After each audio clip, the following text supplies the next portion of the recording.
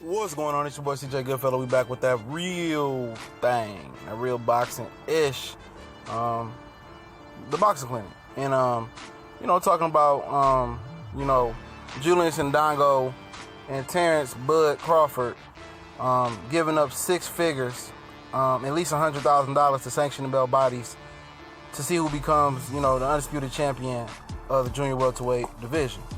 That's absurd. It don't seem to be no discounts cut, for this undisputed lineal championship fight.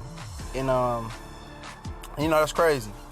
Because you want more guys to try to, make this jump. And it appears, according to the article from Boxing, I'm gonna link in the description, that, both guys are making an undisclosed amount of money that's at least seven figures. So they're at least making $1 million apiece for this fight. That's good for Julius Indongo. That Top Rank ain't try to, fuck him. But, Eddie Hearn, probably ain't gonna let them fuck Julius Indongo. And he had a powerful promoter on his hand. And if you wonder how, Eddie Hearn got to promote Julius Indongo, I think over the Ricky Burns fight, he had options on him. And so he got, one of the options is, make the biggest fight that he could make, because he put more money in Eddie Hearn's pocket. So, both will be giving up six figures, to the sanctioning bodies in whole. At least $100,000 at 3% apiece. Julius Indongo was stripped of the IBO title, I think Monday, they said, according to this article. He was stripped of the IBO title, like really, who gives a fuck? And they said if, the IBO was up for grabs in this fight, then it could have been potentially more.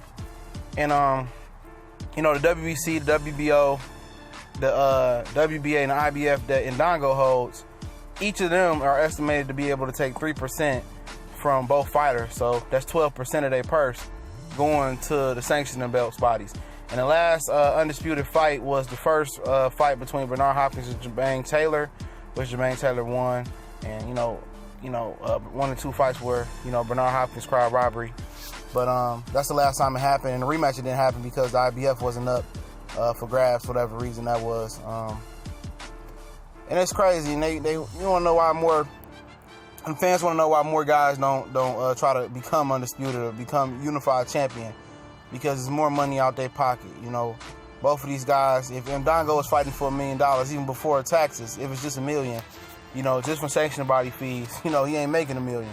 He had $900K, just off the sanctioning body fees before taxes. Now, according to the article, when it comes to big time fighters like Pacquiao, Mayweather, Canelo Alvarez, the sanctioning belt bodies will take less percentages because they're getting higher purses, and they want them to represent their belt as well. So it is what it is, man. This shit seems like a highway crime, and you wonder why more guys don't want to go this route, because it's a paper loss. At the end of the day, your money is more important than them belts, and they're giving all that money up, just to make it happen.